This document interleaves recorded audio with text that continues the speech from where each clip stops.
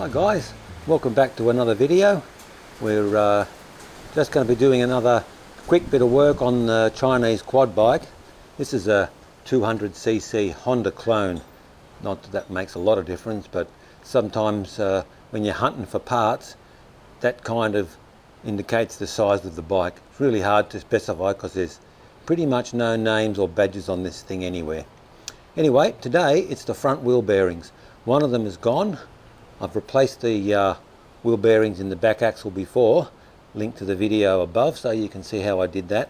I actually ended up replacing the whole axle and it wasn't much more expensive than buying a couple of name brand bearings. So anyway, let's just, I'll just show you how I know that the wheel bearing's gone.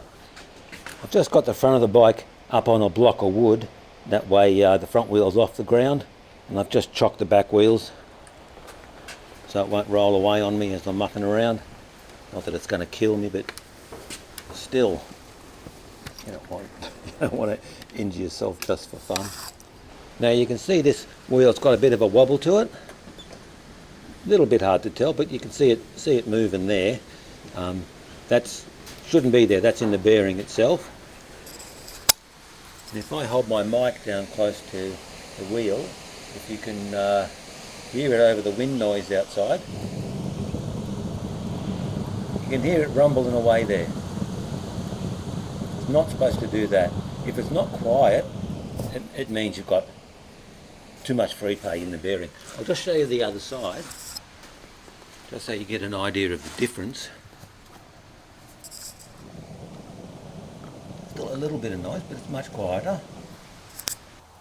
If you're wondering how I sourced my bearings, you can see that number at the top there, 6003ZZ.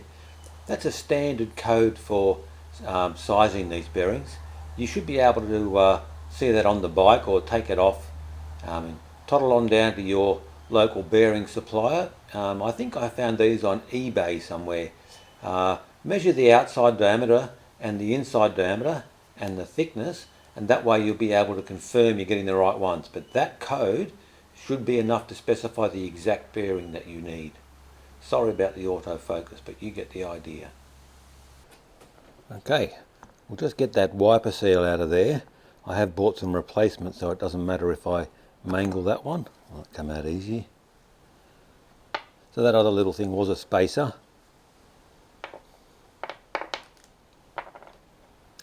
There's probably also, I don't know, there's a spacer in the middle of the two bearings, but have a listen to this. Sounds pretty crunchy. Hope you can hear that. So what we'll do is we'll knock those bearings out. I'll have to start with the one on the other side and go from there.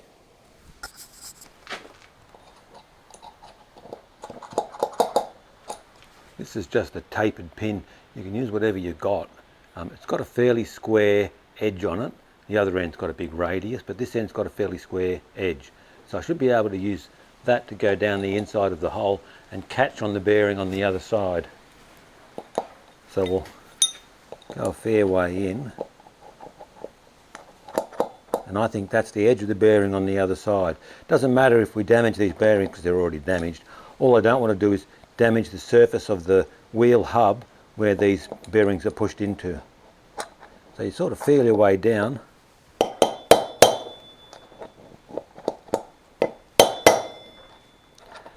We want it to come out evenly. Just see where we're up to. It's about 1 millimetre below flush there. I can catch the edge of that bearing with my pin. See that there? So that should let me knock it out. But you're not going to be able to see that from the top.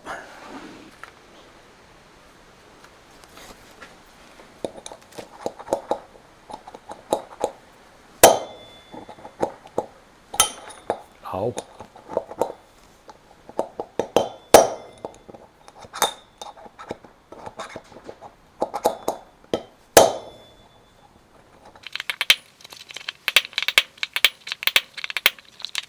See if that moved. Yep, it's beyond the edge there now, so it's slowly coming out. I'll just keep going like that.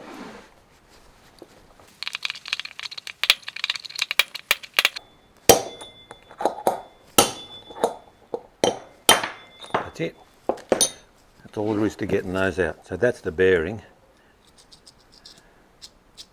And it sounds pretty cactus. That's the spacer that was in between the two bearings. I'll clean that up a little bit. Here you can see that's the surface where the bearing gets pressed into. That's the one we don't want damaged, and that's just a clearance size in there. So it should be easy now to knock that one out the other way. This is just the brake drum around the outside here. Probably easier to do this with the tire, with the hub still on the tire or the wheel, because that gives us somewhere to punch it to.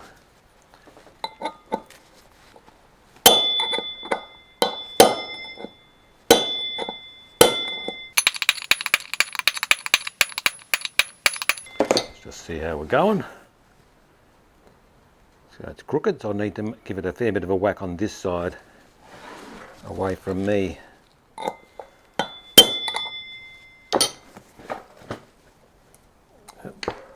That's the cover off the bearing.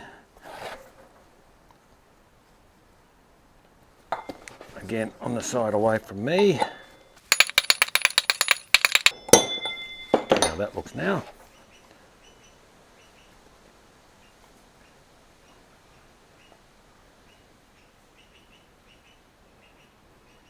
Pretty even. We'll just keep going.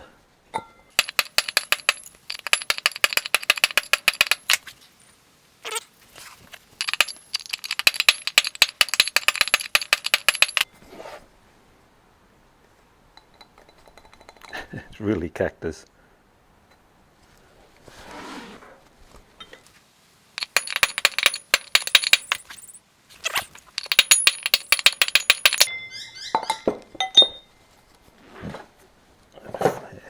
Come to pieces. So now I just have the edge to hammer on, and the little balls went everywhere.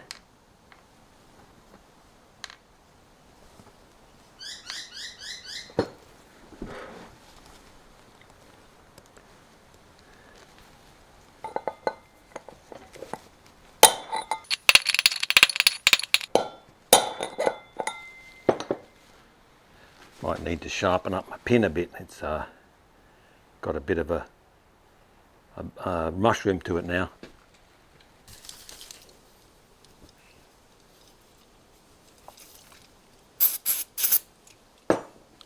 Just a bit of brake clean in here. Give it a wipe out.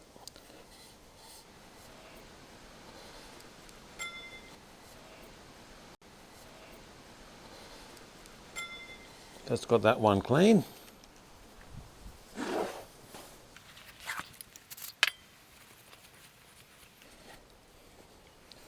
Just got that cleaned out as well.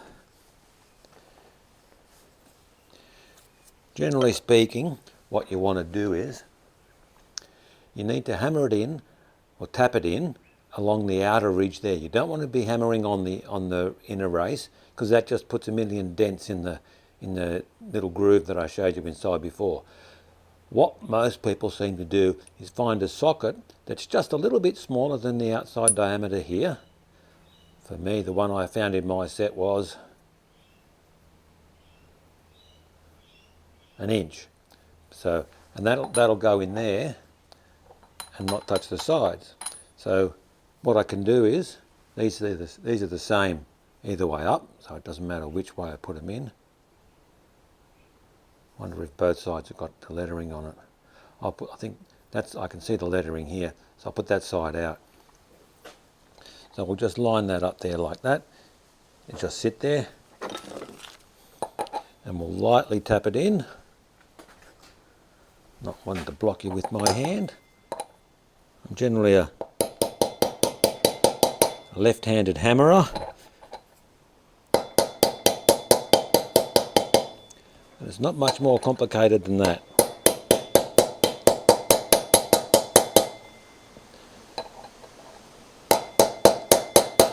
If you've got a press, you can press it in, but I don't. It's going down. Maybe if I stand around here. No. Still can't see what I'm doing, can you?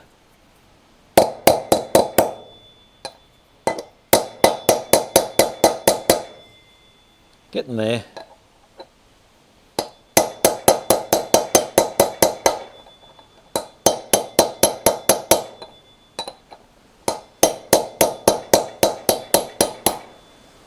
Just about level.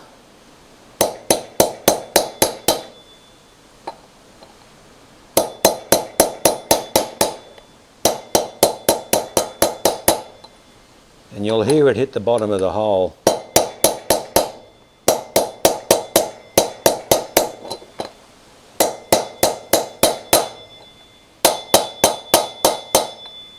Yeah, that's it. That leaves enough room up here for that wiper seal.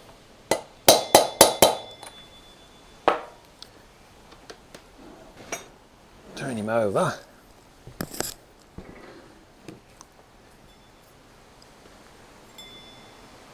Yeah, I'm up against the shoulder down in there. Now, I'll just go and clean up that thing. It's a bit gungy, without making my fingers go all black again.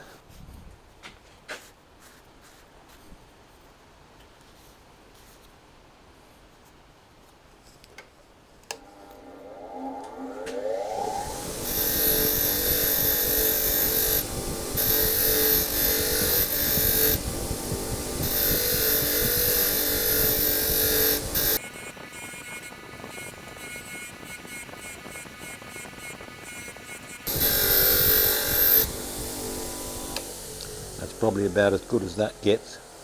It looks like crap, but it's not dirty anymore.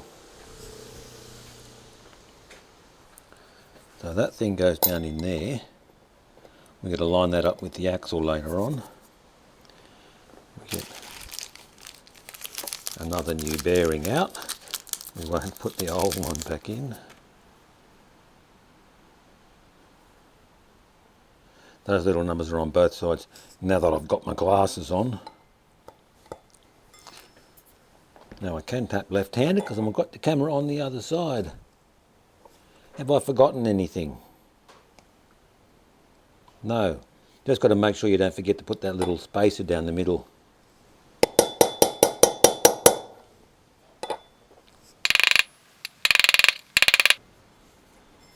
Pretty even.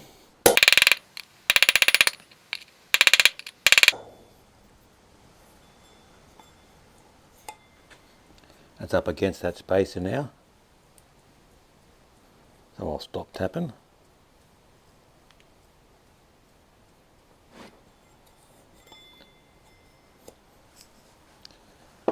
So that's it for this side.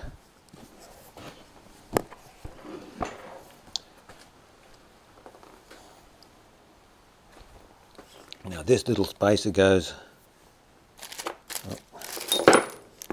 in last.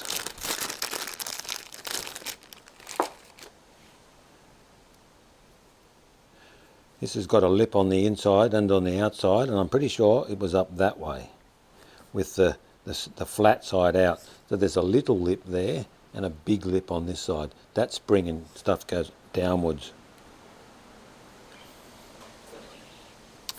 As far as I remember.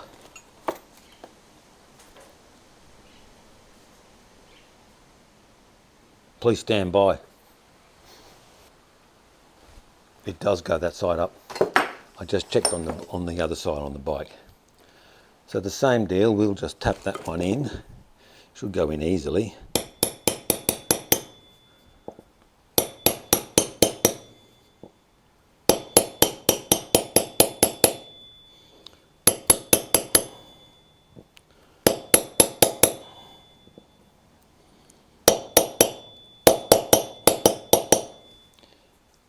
That's it.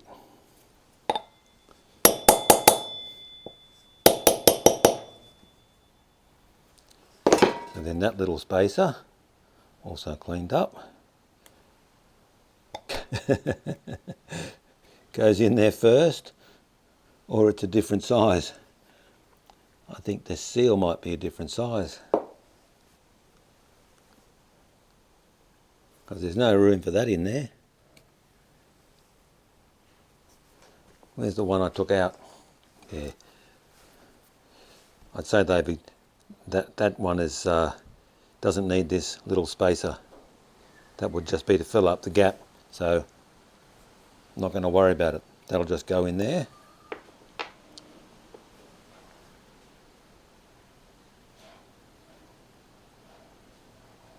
Although when I tighten up the wheel nut, it's going to want to crush the rubber.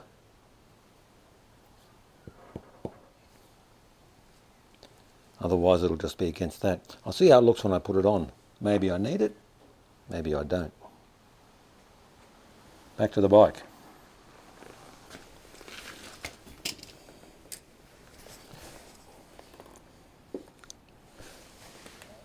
While I'm here, I'll just have a look at the brake shoes. They've still got plenty of meat on them. Brakes don't work that good, but we don't need to slow down. Not where we're going.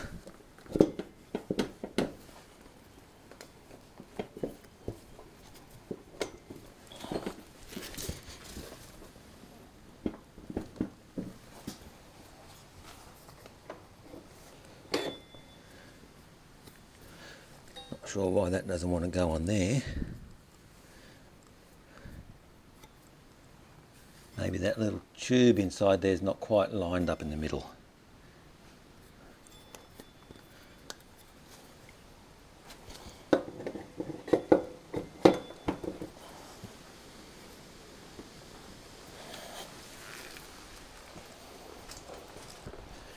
Using the plastic side of my little hammer.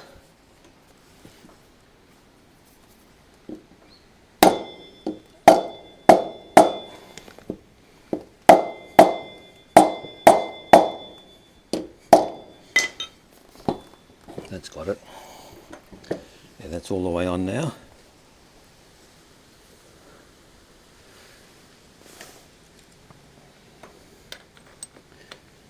Yeah, that washer's going to clamp against the outside surface there, so it's not going to flatten the seal. So, don't really need that spacer.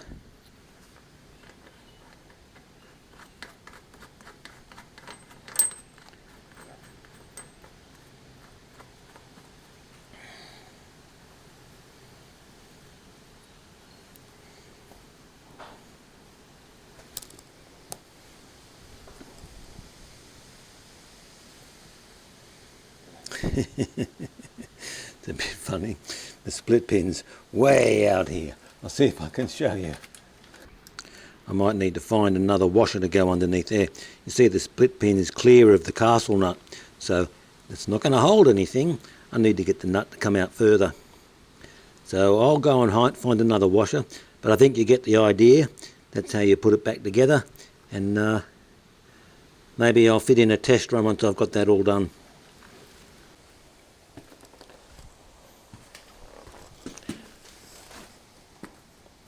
I ended up putting the original seal back in there. If I use the new one without that spacer, there's that little spacer. If I use the new seal, then when I do the nut up, it'll lock the wheel up. So it's actually taking the end thrust against that rubber, so it'll probably last no time at all. I'll still need an extra, or maybe not. It's right on the edge there, the hole for that split pin. So I found an extra washer. So I'll put that on. That way when I do the nut up, the split pin will be in the centre of the slot.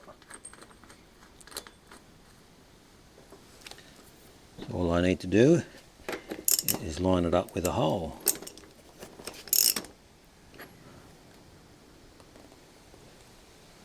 Wherever it is. I think I can see one there.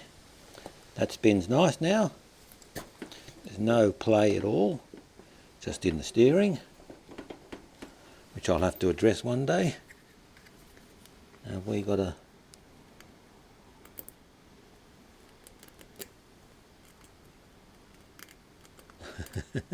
Can't see it.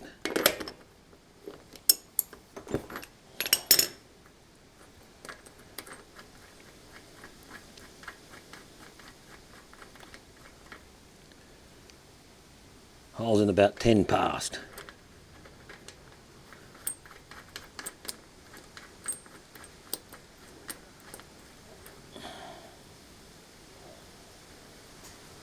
Don't know whether I can get around to the next slot. We'll try it.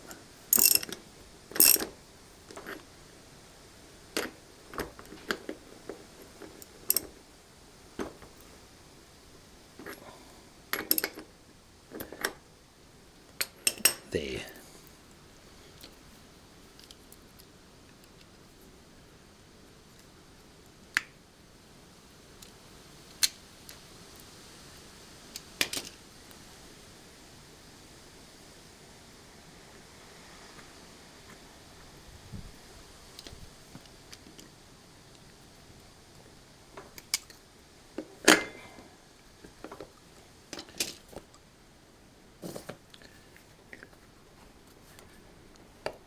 There, that's that on. You don't need to watch me do the other wheel. Alright guys, I reckon we can call that one fixed. Hope you got something out of this video. Leave us a comment down below if you've got any questions. Sometimes it feels a bit like I'm talking to myself. So yeah, drop us a comment and give us a like, and we'll see you on the next one. I can't really see you.